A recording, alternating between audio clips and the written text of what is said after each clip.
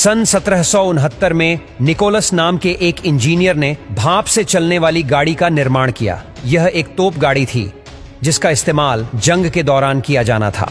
लेकिन यह न केवल बहुत ही ज्यादा शोर करती थी बल्कि इससे चिगारी भी निकलती थी। ऊपर से इसमें घोड़ा गाड़ी से अधिक खर्चा आता था और कुछ ही समय बाद इसका एक पहिया टूट गया।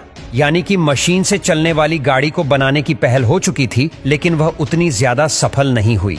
पर इसके बाद लोगों के अंदर यह विश्वास जाग गया था कि वह अगर बेहतर तरीके से काम करे तो मशीन से चलने वाली गाड़ी बनाने का उनका सपना पूरा हो सकता है। ऐसे में सन 1801 में रिचर्ड ट्रेविथिक नाम के एक इंजीनियर ने लोहे की एक बड़ी इंजन गाड़ी बनाने में सफलता हासिल कर ली। इस इंजन गाड़ी में एक चिमनी लगी हुई थी और आसपास कुछ लोगों को बैठने के लिए भी थोड़ी बहुत जगह बनाई गई थी। रिचर्ड की इस इंजन गाड़ी को सड़क पर चलाने के अलावा पटरियों पर भी चलाया गया, पर कुछ दिनों बाद इनकी गाड़ी में आग लग गई। हालांकि वैज्ञानिकों ने इसका एक ढांचा बनाकर तैयार कर लिया था जो कुछ इस प्रकार था। इस गाड़ी से तेज आवाज निकल रही थी। इसी वजह से इस गाड़ी का नाम पफिंग डेविल रखा गया।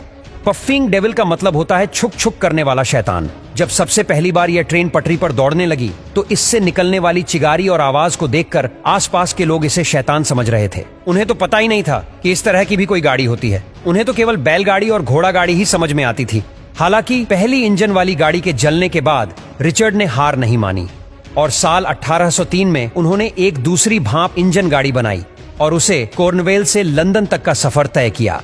लेकिन इस यात्रा के दौरान इंजन की पूरी तरह से हालत खराब हो गई थी, जिसके बाद रिचर्ड ने सोचा कि इस स्टीम इंजन वाली गाड़ी को सड़कों पर न चलाकर लोहे की पटरियों पर चलाया जाए तो यह ज्यादा लंबे समय तक चल पाएगी।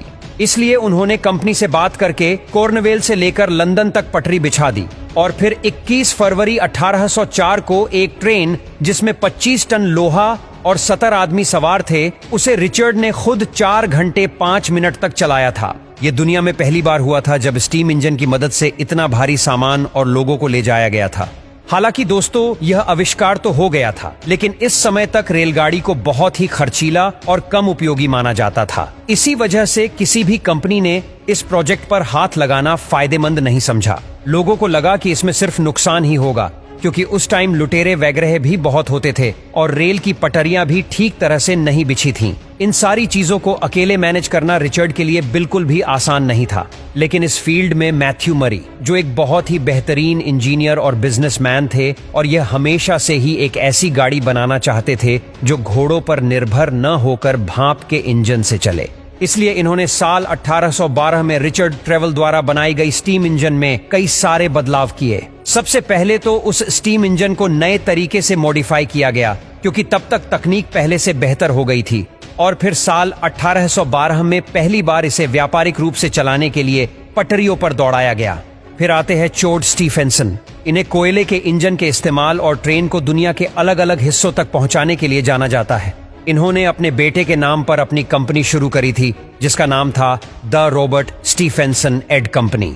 इन्होंने भाप के इंजन में कई सारे बदलाव करके उसे और ज्यादा मजबूत और शक्तिशाली बनाया था, ताकि वह इंजन भारी से भारी वजन को खींच सके। 27 सितंबर 1825 को 38 डिब्बे वाली रेलगाड़ी को खींचा गया, जिसमें तकरीबन 600 यात्री यात्रा कर रहे थे।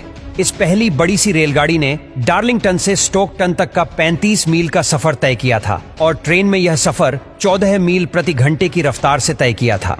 इस ट्रेन को आधिकारिक रूप से दुनिया की पहली पैसेंजर ट्रेन माना जाता है।